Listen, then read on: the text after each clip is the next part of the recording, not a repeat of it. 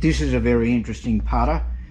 It was patented by a fellow by the name of Winkworth Scott in England in 1912, and it was his attempt to start off steel shafts.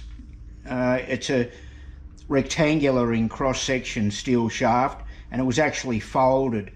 They didn't have any ability to draw a steel tube in those days, and so this one was fabricated by folding. It is hollow, and so 1912, which is interesting because the R&A didn't ratify the use of steel shafts until 1929.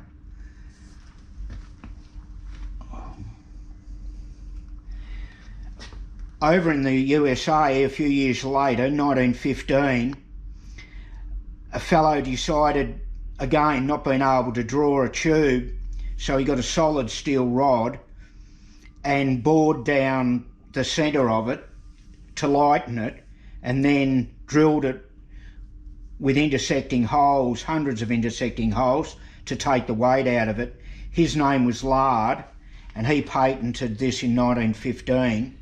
And they call it the Lard Whistler because when it's played, the shaft actually whistles. That's an American attempt at an early steel shaft. Again, bearing in mind this is 1915, and the USGA didn't ratify steel shafts until 1926.